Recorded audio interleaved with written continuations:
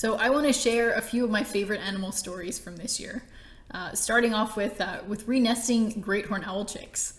This is not something we've had a lot of opportunity to do in the past.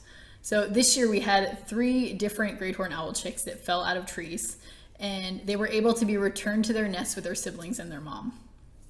So Jules is our operations manager, and she called me up and she said, "I think we can put this owl back in the tree. Do you want to come with me and try it?" So of course my first thought is, does this mean that I'm climbing the tree or that she's climbing the tree? As it turns out, I'm a really good ladder holder. So Jules, she got up in the tree. We created a quick pulley system with a pillowcase and some rope, and I lifted the baby owl up to her.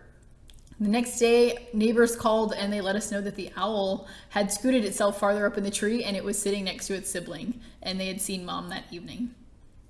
So we did this 2 more times and all 3 were successful.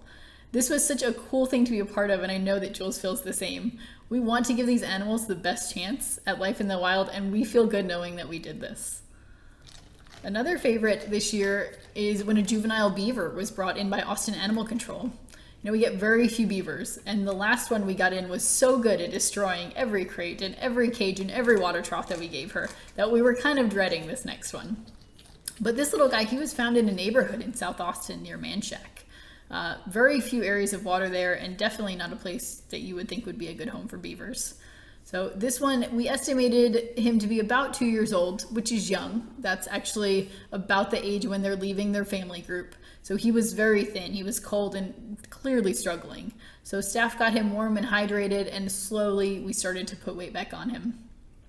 So for the first few weeks, he was sedentary. He slowly started to show improvement, but we were also in the middle of the ice storms in Austin, and so we were so fortunate not to lose power for very long at a time so that all of our animals stayed warm. It took several months, but he put on almost 10 pounds, started to get a little bit of his spunk back, and we worked with the Park Service to find a really great release site for him on the Colorado River, and it was such a great day to watch him swim away. I think another favorite story from this year is this little porcupine. She came in smaller than a soccer ball late last year. Porcupines usually stay with their mom for 6 months, so it was clear to us that she was pretty young and she was orphaned. She was thin and weak. She was not doing very well out in the wild by herself. So she spent the winter with us, and staff would let her walk around during the day and stretch her legs. And it was fun to see all the good pictures that came out of that. She got inside of a con bucket. She'd fall asleep on the shelves. She made a mess on the floors. Her quills didn't grow in quite as well as we thought they should, so she ended up staying with us for an extended period of time, but she will actually be released later this month, and we are so excited about that. And the last are just a few of my favorite pictures that I would love to share with you all. We had some very photogenic foxes this year. We only had 8, which is not very many for us, but they had a lot of time in their indoor playpens because they came in very, very small. And then as they slowly got older, they were moved to our large outdoor cage. And they were just all smiles as they started zooming. They had the zooms around the cages over and over, and we had some really great pictures of them.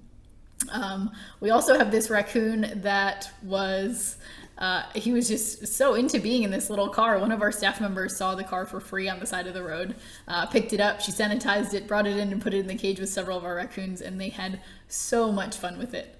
So it's fun to see these raccoons and doing enrichment like this for them to keep them busy, see them playing in the car and playing with the wheels and doing everything that a raccoon should do. And then last, I think our favorite picture from the year is just this tiny baby skunk.